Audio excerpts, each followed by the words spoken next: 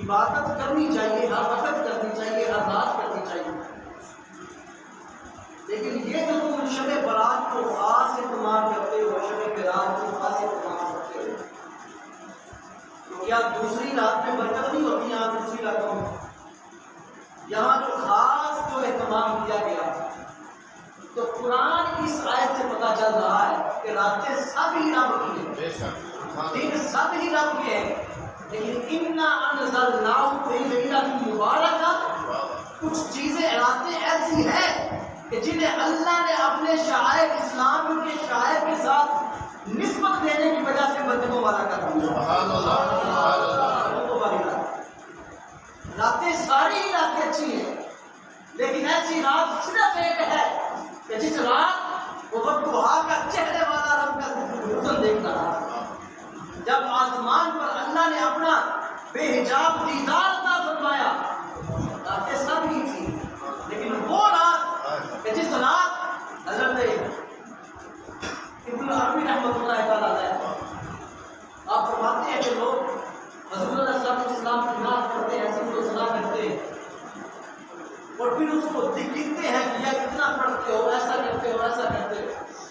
فرمایا جو تعلق، جو نسبت امت اور نبی کے ساتھ، جو رابطہ امت اور نبی کا ہے، اور نبی بھی کیسے؟ جو سید المرسلین، جو خاتم النبیین ہے، جو سب کے سردار ہیں۔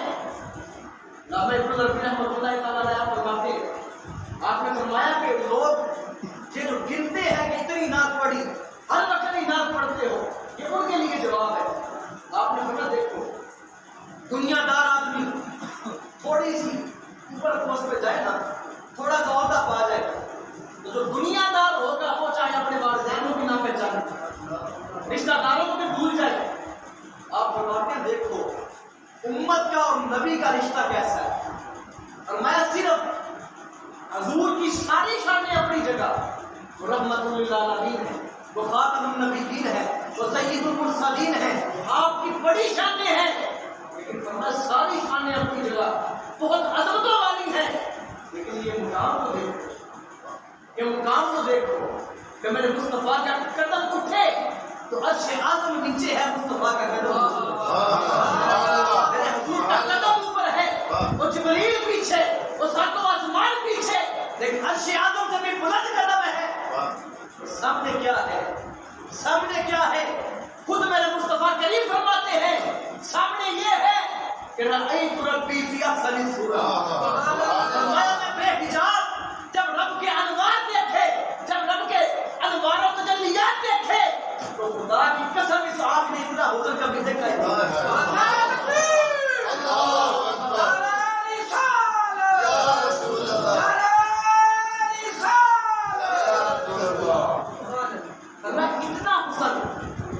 تو رب کے انوار و تجلیات بے حجاب دیکھو یہ مقام انبیاء کی بھی بڑی شان ہے، لیکن یہ مقام کسی خاص کو بھی نہیں ملا، کیونکہ یہ مقام اخص الخاص کرتا، یہ اس کا تھا جو خاصوں سے بھی خاص تھا۔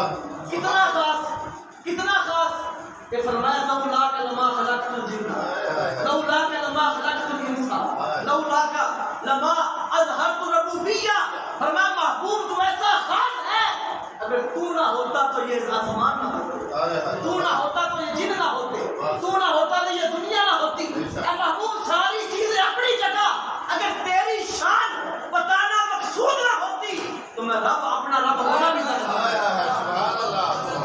اگر یہ گل و گلزار ہے، اگر یہ روشنائیاں ہیں، اگر یہ بدن مہک رہا ہے، اگر یہ گلشن آباد ہے تو سبب فقط آمنہ کا لال ہے، سبب فقط آمنہ کا لال ہے، کیونکہ فقط ایک سبب ہے ان اقامت بزم مکر کا، ان کی شان محبوبی دکھائی جا رہا ہے، ان کی شان محبوبی، کیا شان محبوبی ہے؟ سارے عظمتوں والے، کسی کی تنقیص کے قائل کیا تنقیص کا، کسی نبی کی شان کم کرنے کا خیال بھی آ جائے تو بندہ دار اسلام سے خارج ہو جائے۔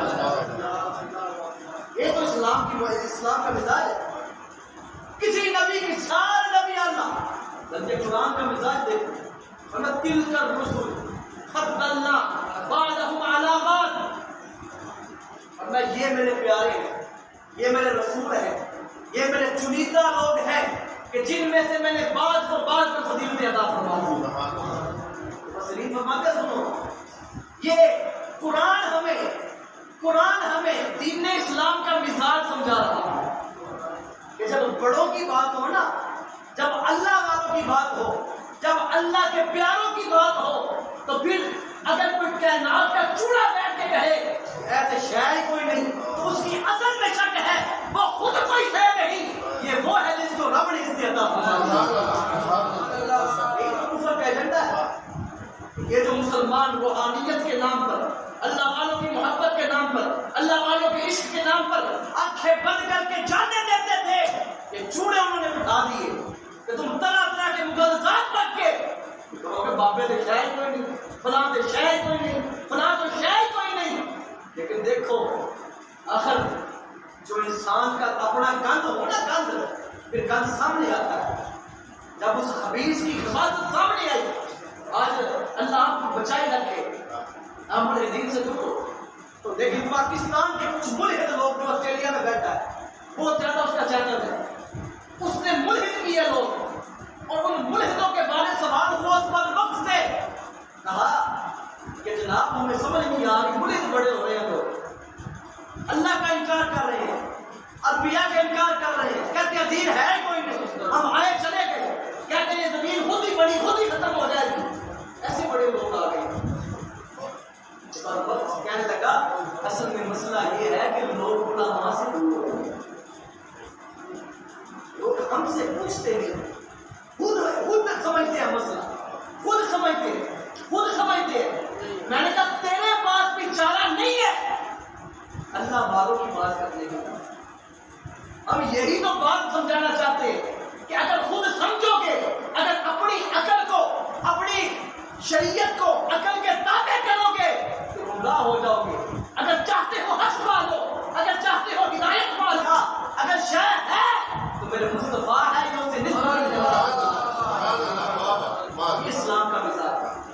اسلام کا مزاج یہ رات ہمیں بتاتی ہے، یہ رات ہمیں بتاتی ہے کہ ہمیں ہمارے دل میں کیا ہوا یار شب قدر آ گئی۔ بھائی کیا ہوتا ہے شب قدر کو؟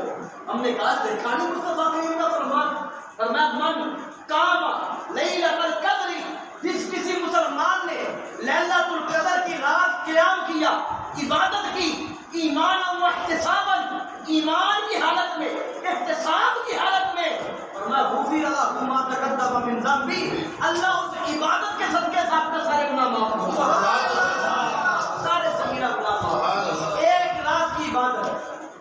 صحابہ اکرام رضی اللہ تعالیٰ حضور کی بارگاہ میں حاضر ہوئے، یا رسول اللہ صلی اللہ علیہ وسلم فلاں آدمی کے بارے میں سنا۔ بعض روایات میں حضرت شاہ محمود رحمۃ اللہ تعالیٰ ان کے بارے میں یہ بھی روایات ملتی ہے کہ وہ نبی تھے، لیکن زیادہ قول صحیح ہے کہ وہ ولی تھے۔ حضرت شاہ محمود رحمۃ اللہ تعالیٰ نے آپ کے بارے میں آپ نے بڑی عبادت کی، اور بزرگوں کے بارے میں بھی سوال آتا ہے، تفسیر عزیزی میں ہے کہ ایک بزرگ نے 1000 مہینے رات کو قیام کیا، دن کو رمضان کا روزہ رکھا۔ اب دن کو روزہ رکھتا ہے، رات میں عبادت کرتا ہے۔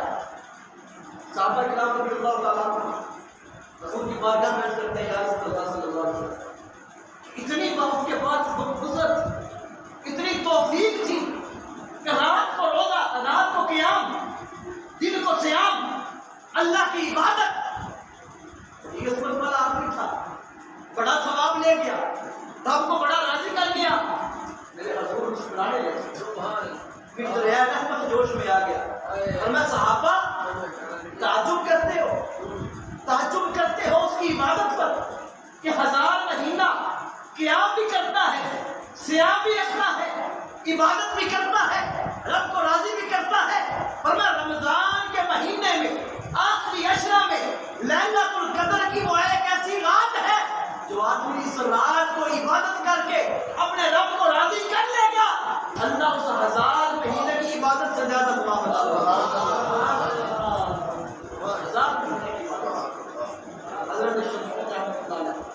کتنے طاقتور آدمی، اللہ کے ولی تھے، بڑی طاقت کی آدمی۔ روایات میں آتا ہے کہ آپ اللہ تعالیٰ نے اتنی طاقت اور جرأت عطا فرمائی تھی کہ آپ لوہے کو، کئی دفعہ کافروں نے لوہے کی زنجیروں سے باندھا لیکن آپ نے توڑ دی، آپ اٹھ کے کھڑے ہوتے زنجیریں ٹوٹ جاتی۔ اب کافروں نے مارنا تھا کیونکہ ان کو نقصان پڑا تھا ان کا۔ انہوں نے کیا کیا، ان کی بیوی کو خرید لیا تاکہ ان کو نوز باللہ قتل کیا جائے، پیسے دے دیے۔ ان کی بیوی نے پہلے رسیوں سے باندھا، آپ نے رسیاں توڑ دی، پھر انہوں نے اس بدبختہ نے زنجیروں کے ساتھ آپ کو باندھا، آپ نے زنجیریں توڑ دی، اٹھے کھڑے ہوئے، زنجیریں ٹوٹ گئی۔ اب ہر دفعہ یہ کہتی میں آپ کی طاقت آزما رہی ہوں، میں آپ کی طاقت آزما رہی ہوں۔ آپ نے فرمایا میری طاقت آزما رہی تھی تو میں تمہیں بتاؤں کہ تمہارا لوہا، زنجیریں، رسیاں یہ میری طاقت کے لیے کافی نہیں، میں اگر بن سکتا ہوں تو یہ میرے سر کے بال جن کے ساتھ میں بن سکتا ہوں، اس کے علاوہ میری طاقت کے لیے کچھ بھی کافی نہیں۔ لیکن وہ بات پوچھتا ہے، اگلے دن اس نے آپ کے بالوں کے ساتھ آپ کو بات کافروں نے آپ کو شہید کر دیا۔ لیکن آپ ہے حضرت شاہ محمود جن کی عبادت پر صحابہ نے رشک کیا، ایسی عبادت، ایسی ریاضت جو بات آپ کو بتانا چاہتا ہوں، وہ 1000 سال عبادت، وہ 1000 مہینہ عبادت، ان کا دن رات عبادت میں گزرے، لیکن ہماری ایک رات میں 2 رات، ایک رات کی عبادت۔ سبب کیا؟ سبب یہ ہے کہ وہ بھی اللہ تھے لیکن وہ کسی اور کے امتی تھے، آپ کسی اور کے امتی، آپ اس کے امتی ہو کہ جس کے بارے میں وہ رب خود فرما دے ما کانوا معه لیعذبهم وانت فیہم، اور میں محبوب، میں رب کی شان کے یہ لائق ہی نہیں ہے، میں رب کی شان کے یہ لائق ہی نہیں کہ آپ ان میں موجود ہو اور رب ان کو عذاب دے۔ آج باتیں پہ کیوں لکھا نہیں جا رہا؟ آج کیوں دروازے پہ نہیں لکھا جا رہا؟ آج کپڑا جہاں سے گندا ہو وہاں سے کاٹا کیوں نہیں جا رہا؟ اس لیے کہ وہ کسی اور کے امتی تھے، ہم کسی اور کے امتی تھے۔ ہم اس محبوب کائنات پر ملتی ہے۔ میرے حضور علیہ السلام کے غلاموں، آپ دیکھو کہ کس محبوب کے امتی ہو آپ۔ حضرت شیخ ابن عربی رحمۃ اللہ علیہ کی بات سنا، آپ نے سنا دیکھو آج لوگ کہتے ہیں بڑی نعتیں پڑھتے ہو، بڑی منتیں کرتے ہو، بڑے نغمے گاتے ہو، آپ نے سنا دیکھو تو صحیح، معراج کی رات ہے، ساری زمین نیچے ہے، ساری مخلوق نیچے ہے، فرشتے بھی نیچے ہے، آسمان بھی نیچے ہے، حتیٰ کہ عرش اعظم بھی نیچے ہے۔ میرے رب کو، رب میرے محبوب کریم کو رب نے بے حجاب اپنی زیادت عطا فرمائی۔ سبحان اللہ۔ فرمایا جب رب کی بارگاہ میں حاضر ہوئے، جب رب کی بارگاہ میں حاضر ہوئے کیا التحیات للہ والطیبات، اے اللہ تیری صفت و ثنا بیان کی اللہ تعالیٰ، السلام علیکم السلام علینا وعلی عباد اللہ السلام۔ کیا فرماتے ہیں کہ آپ دیکھو کہ معراج کی رات ہے، رب کی بے حجاب زیارت ہے، انوار و تجلیات ہے، رب تعالیٰ کے انوار و تجلیات کا محور ہے، لیکن وہاں بھی محبوب کی زبان پر جاری کیا ہے، محبوب کی زبان پر جاری کیا ہے، اے میرے مالک میری امت، میری امت، میری امت۔ علامہ ابن عربی فرماتے ہیں یہ بات یاد رکھنا، یہ بات یاد رکھنا، صرف ایک دو آدمی نہیں، 5 10 یا 500 1000 نہیں، پر میں ساری امت مل کر ساری زندگی کے ہر ساتھ میں اگر نبی کی تعریف صفت و ثنا نعت بیان کرے تو خدا کی قسم اسے ایک لمحے کا بھی بدلہ نہیں دے سکتی۔ جس لمحہ رب کی بارگاہ میں کھڑے ہو کر رب کے محبوب کہہ رہے تھے یا اللہ میری امت، سبحان اللہ، رب کی بارگاہ میں کھڑے ہو کر محبوب فرمائے، محبوب عرض کرے مالک میری امت، فرمایا اس ایک لمحہ کا بدلہ ساری امت مل کے بھی نہ دے پڑے تو بدلہ نہیں دے سکتے۔ یہ کار ان کا انصر نہ ہوتی لیلۃ المبارک، اگرچہ لیلۃ القدر میں حدیث میں یہ ہے کہ رات کی راتوں میں یا آخری عشرہ میں اس کو ڈھونڈو، اور اختلاف بھی ہے علماء کا، قرآن پاک نازل ہوا لیلۃ القدر یہ تو اتفاق ہے، اب نازل کیسے ہوا؟ نازل اس طرح ہوا کہ لوح محفوظ سے آسمان دنیا پر، لوح محفوظ سے آسمان دنیا پر لیلۃ القدر کو نازل ہوا، اور جو جمہور علماء ہیں زیادہ تر ان کا یہ قول ہے کہ 27ویں شب یہ جو شب ہے یہ لیلۃ القدر کی اور نزول قرآن کی نازل ہے۔ نزول قرآن کیا کیا ہوا؟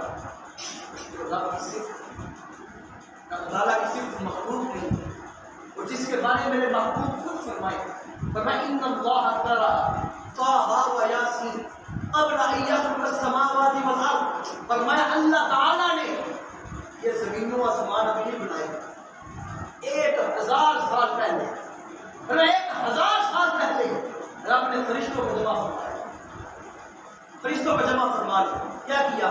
قرأ طٰہٰ و یاسین قبل ان یخلق السماوات والارض، 1000 سال پہلے فرشتوں کو جمع فرمایا، اور جمع فرما کر سورہ طٰہٰ اور یاسین کی تلاوت فرمائی، سورہ یاسین پڑھی، سورہ طٰہٰ پڑھی، اور فرشتے پڑھے۔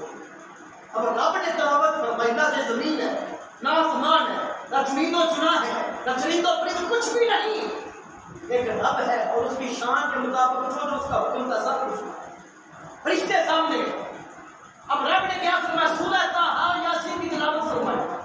جب فرشتوں نے سنا نا تو فرشتے کہنے لگے طوبیٰ لأمۃ ينظر هذا إلیہا، اے مالک ہم تیری بارگاہ میں کھڑے ہو کر اس بات امت کو مبارک دیتے ہیں جس امت پر تو یہ قرآن نازل فرمایا۔ طوبیٰ لأجواف تحمل بهذا، اے میرے مالک ان پاک سینوں کو مبارک ہو جن سینوں پہ یہ قرآن نازل ہو۔ طوبیٰ لألسنۃ تتکلم بهذا، کچھ ایسے بھی کمزور ہیں، کچھ ایسے بھی ہیں جو قرآن کو حفظ نہ کر سکے، لیکن دیکھو کہ رب کے فرشتوں نے ان کو بھی محروم نہیں رکھا۔ فرمایا ان کی مالک طوبیٰ لألسنۃ تتکلم بهذا، امت کو تو مبارک ہے ہی، حافظوں کو تو مبارک ہے ہی، فرمایا جن کے سینوں پہ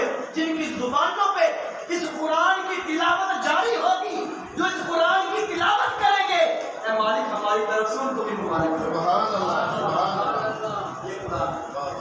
حافظ ہونا بڑی شان ہے. کیسی شان ہے؟ اور میں حافظ قرآن ہوگا سب کے مرتبے ہوگے. یہ شہید کا مرتبہ ہے, یہ نمازی کا مرتبہ ہے, یہ غازی کا مرتبہ ہے, یہ فلاں کا مرتبہ ہے, یہ فلاں کا مرتبہ ہے. لیکن فرمایا جب حافظ قرآن کی بات آئے گی تو رب کیا فرمایا؟ اقرا, اے حافظ قرآن, قرآن پڑھ, میں جنت میں داخل ہوگا. وہ رب کیا فرمائے گا؟ اے حافظ قرآن اقرا, قرآن پڑھتا جا اور درجات چڑھتا جا. اور میں قرآن پڑھتا جا, بلندیاں چڑھتا جا, جہاں جا کر تیرا قرآن ختم ہوگا وہی تیرا مقام ہوگا. میں مصطفیٰ کریم صلی اللہ علیہ وسلم اللہ احسن الدس نہیں, پر میں صرف دو آدمی ایسے ہیں جن پر فخر کیا جا سکتا ہے, جن پر رش کیا جا سکتا ہے کہ یہ بڑی شے ہے. اللہ کے نبی فرمائے. اب ہم رش کس پہ کرتے ہیں؟ ہر فلاں بندے کو پیسہ ہے, عمدہ تے اینج عمدہ ہے, پاندہ تے اینج نہ پاندہ ہے, کھاندہ تے اینج نہ کھاندہ ہے, کیونکہ ہم ہوئے تو دنیا دار, لیکن وہ آپ کے نبی. میرے حضور فرماتا ہے رش کرنا ہو نا, رشک کرنا ہو, نکالو, کیا بات ہے. اور میں اللہ کے نبی کی یہ شان ہے کہ صرف دو ایسے لوگ ہیں جن پر رشک کیا جا سکتا ہے. یار سنو روم سے رجل آتاہ اللہ المال, رجل آتاہ اللہ المال. فرمایا ایک وہ آدمی جس آدمی کو رب نے مال دیا, جس آدمی کو رب نے مال دیا, فرمایا وہ دن کو بھی رب کی راہ میں خرچ کرتا ہے, رات کو بھی رب کی راہ میں خرچ کرتا ہے. ورنہ صبح شام جو مسلمان صبح شام رب کی بارگاہ میں اپنے پاک مال سے خرچ کرے گا, میں اللہ کا نبی بھی اس پر رشک کروں گا. دوسرا رجل آتاہ اللہ القرآن, دوسرا وہ ہے جس کو رب نے قرآن عطا فرمایا ہے. فَهُوَ يَقْرَأُ مِنْهُ آنَاءَ اللَّيْلِ وَآنَاءَ النَّهَارِ. پر میں وہ خوش بخت آدمی, وہ خوش قسمت آدمی جس کے سینے میں قرآن ہے, وہ صبح بھی قرآن کی تلاوت کرتا ہے, شام کو بھی قرآن کی تلاوت کرتا ہے. پر میں اللہ کا نبی ہو کر اس پر رشک کرتا ہوں. یہ قرآن کیا ہے؟ یہ وہ قرآن عظمت والا ہے. صرف حافظ قرآن نہیں, میرے حضور نے فرمایا کہ جو آدمی ترتیل کے ساتھ, ربط کے ساتھ, صحیح تلفظ کے ساتھ قرآن پڑھے گا, اللہ تعالیٰ اس کو ایک ثواب عطا فرمائے گا. لیکن فرمایا جس کی زبان اٹکتی ہے, وہ رک کے پڑھتا ہے, وہ تسلسل کے ساتھ نہیں پڑھ سکتا, فرمایا وہ پریشان نہ ہو, یہ رب کی رحمت ہے, اللہ تعالیٰ اس کو دگنا ثواب عطا کرے گا. من قرأ القرآن وعمل بما فيه البس والداه تاجا ضوءه احسن من ضوء الشمس. فرمایا وہ قرآن ہے کہ جس آدمی نے بھی اس قرآن کو حفظ کر دیا, اس پر عمل کر دیا, فرمایا من قرأ القرآن وعمل بما فيه البس والداه تاجا. فرمایا کل محشر کے دن اس کے والدین کو رب چمکتا ہوا تاج عطا فرما دے گا. یا رسول اللہ کیسا تاج؟ فرمایا ضوءه احسن من ضوء الشمس. فرمایا ایسا تاج کہ جب تمہاری دنیا میں سورج ہے تو ساری کائنات کو روشن کرتا ہے.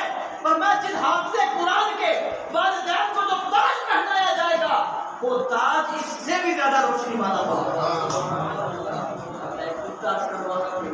میں نے کہا کہ اگر حافظ قرآن کی ماں کا, حافظ قرآن کے باپ کا یہ عالم ہے, مقام ہے کہ رب سورج سے بھی زیادہ چمکتا ہوا تاج عطا فرمائے گا, تو پھر حضور کے غلاموں بتاؤ صاحب قرآن کے ماں باپ کو کیسا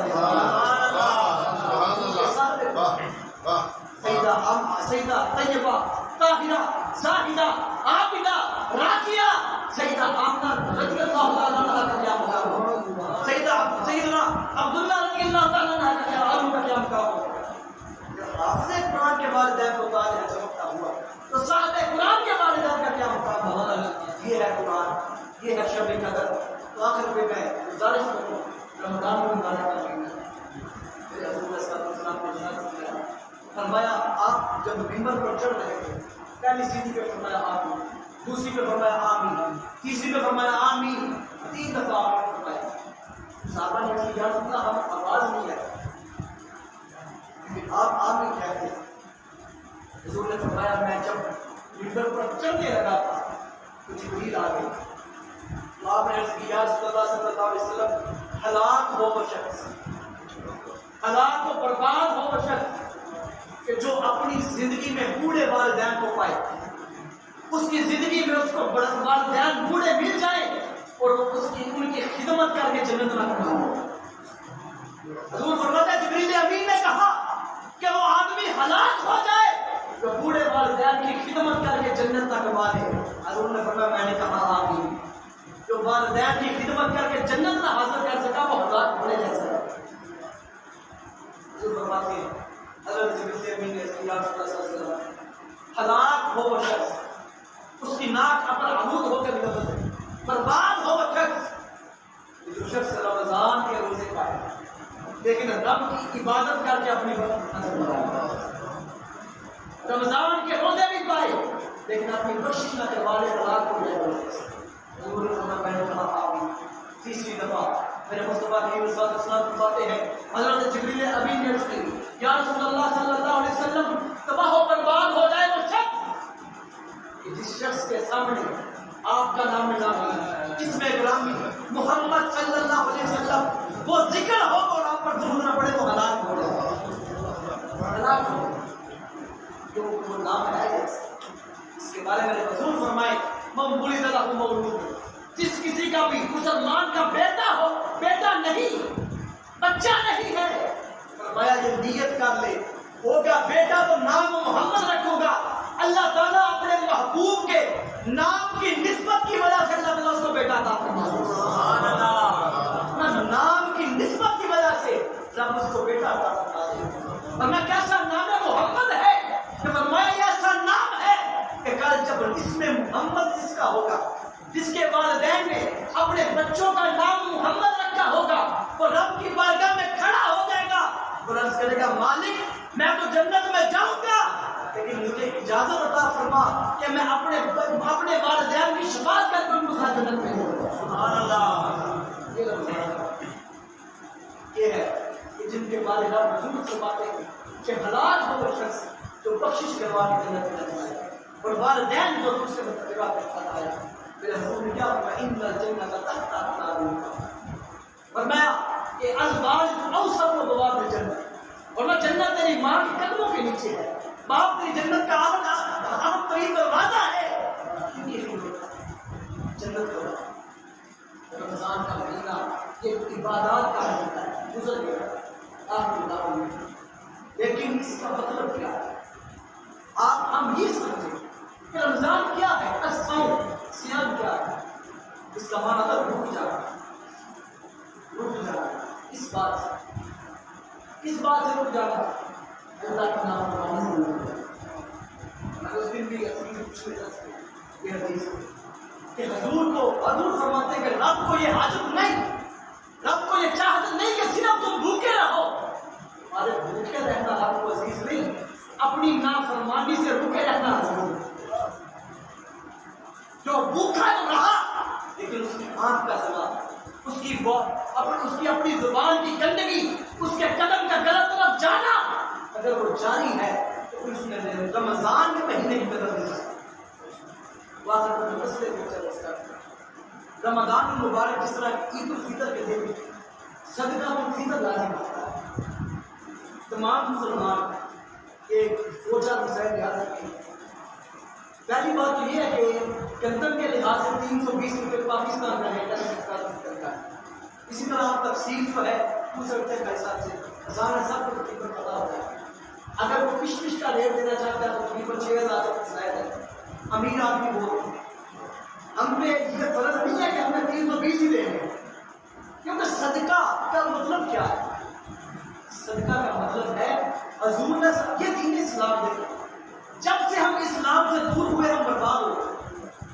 اسلام میں ٹیکس نہیں ہے کہ جڑا بندہ ریڈی لا لے وہ 700 ٹیکس لا لے، جڑا ریڈی لا لے وہ 1000 ٹیکس لانا۔ اسلام میں ٹیکس، اگر آج بھی ہم اسلام کی طرف آ گئے، وہ کہتے ہیں کہ تواڈے کو جناب کیڑی کدھر سنگی ہے تو تسی جڑا غربت مچا دیو گے، ہمارے پاس کچھ نہیں، ہم کیا ہیں، ہماری اوقات کیا ہے، لیکن جن مالکوں کی بات کرتے ہیں وہ رحمت اللہ، نظام ہمارا نہیں، نظام اس محبوب کا ہوگا۔ کیا طاقت پہننے کے لیے کپڑا بھی نہ ملے، اور دوسری طرف وہ ریشم کے رومال سے اپنا دکان ساتھ کرے۔ حضور کے صحابی جب کیسر و کسریٰ میں گئے تو جب وہاں پہ بادشاہ کے سامنے گئے، سونے کی کرسیاں پڑی ہیں، آپ بیٹھنے لگے، اسے سونے کی کرسی پہ آپ اٹھ کے کھڑے ہو گئے۔ اس نے کہا کہ مسکرانے لگے، کیا کہنے لگے پورے دربار میں، کبھی سونے کی کرسی پر نہیں بیٹھے؟ اس نے کہا بات وقتو بات سونے کی کرسی کی نہیں، میں اس لیے نہیں اٹھا کہ میں نے کبھی سونے کی کرسی دیکھی نہیں، اس لیے اٹھا ہوں کہ جس محبوب کا کلمہ میں نے پڑھا ہے، میری نظر میں اس محبوب نے سونا اور مٹی برابر کر دیا۔ محبوب کا فرمان ہے کہ میرے غلاموں سونا حرام ہے اور میں پہننا بھی حرام ہے، اس پر بیٹھنا بھی حرام ہے۔ نہ بات سونے کی کرسی کی نہیں، بات محبوب کی نسبت کی۔ یہ ململہ آئے، یہ عقیدت آئے تو پھر ہم کامیاب۔ کہتے ہیں کیا ہم کہتے ہیں اسلام آئے تو کیا ہو؟ اسلام میں کیا چاہیے؟ اسلام میں کیا ہے؟ بیت المال۔ چند جملوں میں آپ کو مسئلہ بتا دوں، آپ کو سمجھ میں آ جائے گا کہ واقعتاً غربت ختم ہو سکتی ہے۔ اسلام میں کیا ہے؟ زکوٰۃ ہے۔ اسلام میں کیا ہے؟ عشر ہے۔ اسلام میں کیا ہے؟ صدقۃ الفطر ہے۔ اسلام میں کیا ہے؟ یہ جو اپنا بیت المال ہے وہ کا کیا ہے؟ تو یہ کیا کرتا ہے؟ اگر چلتا کیا ہے؟ ٹریفک سے ٹیکس لے لو، یہاں سے ٹیکس لے لو، غریب ریل نکال دی ٹیکس لے لو۔ اب غریب جس کی 1000 روپیہ 1500 روپیہ آمدنی ہے، شہر میں وہ ٹیکس دے رہا ہے 200-400 روپیہ۔ اسلام کہتا ہے نہیں، اسلام کیا کہتا ہے؟ اتنا مال ہو، سال گزر جائے پھر زکات دینی ہے۔ کیا مطلب کہ جو غریب ہوگا اس نے دینا کچھ نہیں، جو امیر ہوگا وہ رکھ کچھ نہیں سکتا۔ امیر کے گھر سے نکال کر غریب کو کھلانا بھی اسلام کا ہے۔ بیت المال ہو، بیت المال ہر علاقے میں ہو، امیروں کی زکات اس بیت المال میں جمع ہو، وہاں سے غریبوں کے گھروں میں رکھی ہو۔ آج اگرچہ نظام نہیں ہے لیکن نظام افراد سے ہوتا ہے، معاشرہ افراد سے ہوتا ہے۔ میں اپنے آپ کو درست کروں، آپ اپنے آپ کو درست کرو، ہر ایک ہمارا ساتھی ہم اپنے آپ کو درست کرنے لگ پڑے تو کم از کم میں اپنے ساتھ دوسرے آدمی کو ٹھیک کرنا پڑے زندگی۔ ہم 20 بیٹھے پوری زندگی میں، یار ہم نے اپنے ساتھ 20 لوگوں کی عادت ٹھیک کر دی، 40 ہو گئے۔ اب 40 کے بچے، آپ 100 بچہ کرتے ہیں 40 لوگوں میں، 60 کر لیں 50 کر لیں، وہ بچے، وہ بات کہاں تک گئی؟ اگر ہم نے اپنے ساتھ پہلے خود کو اور پھر اپنے ساتھ ایک کو حضور کی سنت کرنا تقریریں اور بھی ہیں، لیکن اصل مقصد کی بات پچھلی دفعہ کہ موسم کا کام اذان دینا، میں آؤں اذان دی چلا گیا، آپ صاحب اذان دیتے ہیں، نمازی نہ آئے، اب ان کو نمازی کا سوال ہی ہوگا کہ رات قبر میں پوچھے گا، ہاں جی قاری صاحب کتنے نمازی سا نظر آ رہا اشارہ کرتے سارے تاکہ کے سو گئے سن تو نہیں کرنا تو دسواں جواب دینا سوال ہوگا اذان دی نہیں آنے کا دی تھی اور میں آج وہ نماز پڑھنے نہیں آئے قاری صاحب نے اذان دے چھڑی تھی تسی کیوں نہیں سوائے؟ قال اللہ قال رسول کی صدا میں نے پڑھا، ہمارے اوپر کو جانا لازم منوانا لازم نہیں، ہر کسی کی ذمہ صدقہ فطر کی حفاظت ہے۔ صدقہ فطر کا مقصد کیا ہے؟ مقصد یہ ہے کہ غریب آدمی آپ کا غریب جو مسلمان نہیں ہے، آپ کی عید کی خوشیوں میں وہ بھی شامل ہو سکے۔ اب ہمارے یہاں کیا چلتا ہے کہ 5000 روپیہ صدقہ فطر بن گیا، یہاں جہاں سو لیا کہ اپنے کرا کے الگ لیا نہیں، اور جہاں منگا نے بہت ٹھکانا اپنے آپ دے کر کے دے سکتے ان وہ بندے دیتے جا کے ون روپئے میں رکھے آپ میرا منگل آ رہے ٹھیک ہے، ایسا مقصد پورا کیا رشتہ داریاں میں کتنی رکھ روپیہ ہے۔ آپ دیکھیں سب سے پہلے آپ کے رشتے داروں میں کون سا آدمی غریب ہے، آپ اس کو صدقہ درست کرتے ہیں۔ پھر آپ دیکھیں آپ کے محلے میں کون آدمی غریب ہے، آپ اس کو صدقہ درست کرتے ہیں۔ اب صدقہ الفطر کے کچھ مسائل 2-4۔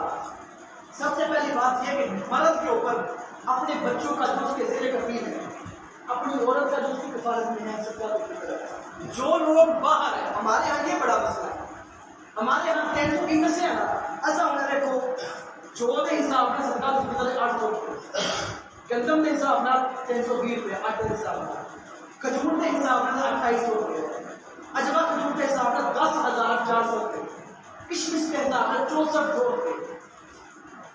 میں شاید ہی مسلمان ہوتا ہے کہ جن کو استعداد ہو رہے تو 10,000 ایک بندے صاحب،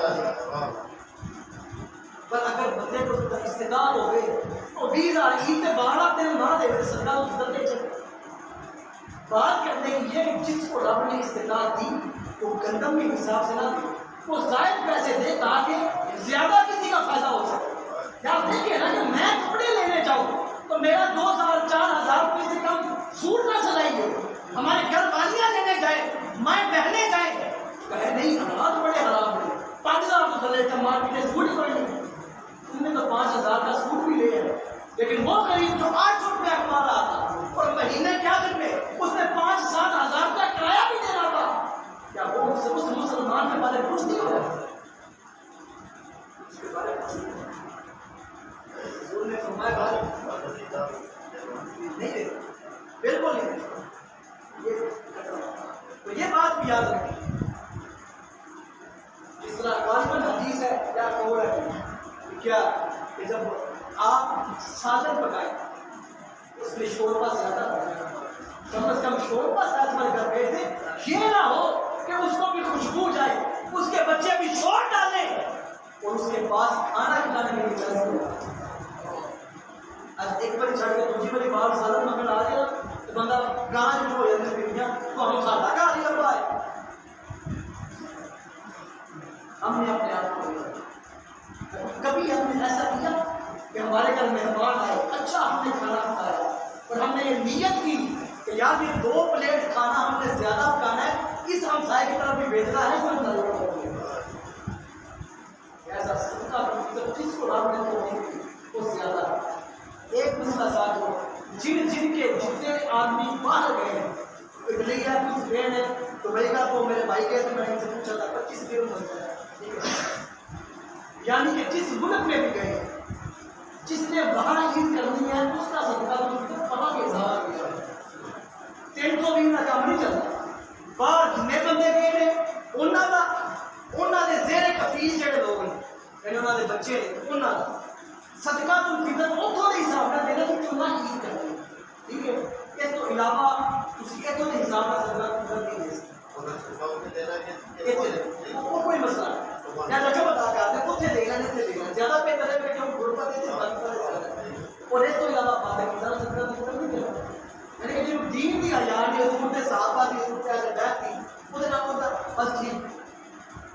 اس کے علاوہ یہ تو کیا صدقہ الفطر اسی جٹ لوگ اللہ ایک سان گوشت دے کہ بھی صدقہ سے کہا کہ راپی بچنا تاکہ کام کروں، ٹھیک ہے؟ پیرنٹیاں لا کے وہ اسی ایسا مکالمات ہوتے بیٹھے ہوئے، ٹھیک ہے؟ کالمات ہاں پھر لینا جی یار آپ موبائل دیکھو، یہ صاحب کا کرتے ہیں مثال، یہ موبائل ہے، یہ میری ملکی ہے، میں مالک ہے، میرے بھائی فادر صاحب آ کے کہنا صاحب موبائل دینا جی کہ رکھنا جی کہ دینا جی، دے دو موبائل ہونا، کوئی بندہ آ کے کرے آپ صاحب دیو ہم موبائل ہونا کہ رکھنا جی، میں کہا یار اگر کا علاج تیرا کہ میرا ہے، میں مالک ہوں، میں رکھنا کیوں تم دینا ہے؟ چلے میں نہ مالک ہے تو مینو میں اچھا ایک گل کہ پھر اسی کیوں جائیداد بندن کی گل آ رہی ہے پوچھی ہے زمین لینی کہ کٹی سے دینی، کیا وہ مالک نہیں؟ کہ میرے کو کوئی اس موبائل کا سوال نہیں کر سکتا کہ جہے دین نے کسی ماں کو، کسی بہن کو، کسی بیٹی کو اس کے باپ کی وراثت کا مالک بنایا ہے، ہم کون ہوتے ہیں اس سے پوچھنے والے کہ دینی ہے یا رکھنی ہے؟ یہ بات یاد رکھیں، شرمندگی کا لیا ہوا کہ میں کسی نے ایسے بندے سے پوچھا ہاں جی پھر راجا صاحب کر دیو 500 وہ سیڈا تو لے گیا بلا کے بڑے رام وہ نہیں گل کرے گا، وہ نہیں کرے گا، وہ کرے گا، انہوں نے آپ سب 500 دیا، میں شرمندہ کر کے دیا۔ تو کہا ان کے کہ جیڑا بندہ شرمندہ کر کے کسی مسلمان کا حق لگے اس طرح یہ انہیں کر پڑی میں کچھ دو صاحب دینا پڑے. کیا جس بہن کو جس بیٹی کو یہ ہے اگر میں نے اپنا حق لے لیا تو ساری زندگی میں کام نہیں مار سکنا تو کیا وہ کرے گی؟ میں سوال ہی نہیں بنتا یار. بس کیا بات ہے سین کرو دے لو بھائی بندے نہیں کرتا بات کرتا سوال کیوں بنتا ہے کہ ہم آپ نے لینا کرے نا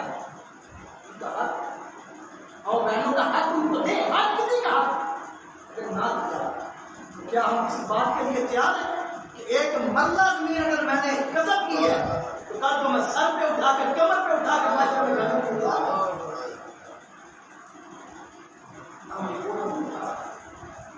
اس وقت سے پہلے کہ جب بوجھ اٹھانا پڑے حقدار کا حق دے حقدار کا حق اس کے گھر تک پہنچا سامنے بٹا نہ بولی پوچھا چلو اللہ ماشاءاللہ لوگ دے دے لیکن عام کیا دے رہے ہیں آج کل کنا 4-5 کلے 7 کلے کھائے ہوئے انہوں نے پتہ ہی نہیں کہ کچھ دینا نہیں تو پھر کیویں دینا پھر کنی کہ ہم اسی بچپن تو لے کے تو نہیں نہ پڑیا یہ سن لیا وہ جی بھی بولنا ہوتا ہے تو پھر اٹھے ہوتا وہ کدی کلا کا رس لا لینی کا پا دے ایسا نہیں کچھ یہ زمین کی زکات. اب زکات کے علاوہ حضور نے لعنت اور وعید فرمائی ہے اس مال کو زکات ادا کریں. اگر جتنی بھی زمین ہو 1 ایکڑ ہو 2 3 ہو 5 بوریاں ہو 10 ہو 20 ہو 30 ہو 40 ٹھیک ہے جتنی بھی ہو کچھ ہر کسی نے نکالا یعنی کہ صدقہ زمین کی جو کٹائی ہے اس کا ہر کسی نے نکالا ہے. اب حکم مسئلے 2 ہیں. ایک تو یہ ہے کہ جناب اگر نہر والے پانی میں پھر کو ساڈے کو مسئلہ ہی ہے ٹھیک ہے ساڈے کو مسئلہ ہے کہ ایسا مزہ پوچھنا یعنی کہ بنا حصہ ایسا جڑا کچھ صدقہ دینا ہر جگہ جنی کنک مجھے لائی تو جن ٹھیکے پہ لے کے لائی یہ بھی نام مسئلہ ہے ٹھیک ہے جناب جن ٹھیکے پہ 50 کلے لائیے 20 کلے لائیے 30 کلے لائیے وہ بندہ دے گا جن نے کاش پڑی تمام آپ کے باتیں خاص کیا صدقہ تو بھیتر زکات ہو تو وہ اور اس کے ساتھ یہ کشر کیا ہے وہی مسالہ کا جو زکات کی ہے آپ کے علاوہ غریبوں کو دے سکتے ہیں اس کے علاوہ مدرسے اگر آپ کے پاس اس کو دے جیسے بھی آپ کو اللہ تعالیٰ کی عطا کرتا ہے بہرحال حقدار کا حق اس تک پہنچا دو اس سے پہلے کہ حق طلب کیا جائے اس سے پہلے کہ حق طلب کیا جائے اس سے پہلے کہ دروازہ بند ہو اللہ تعالیٰ کی بارگاہ میں اللہ ہمیں توبہ کی خدا فرمائے توبہ کر دیں. الحمد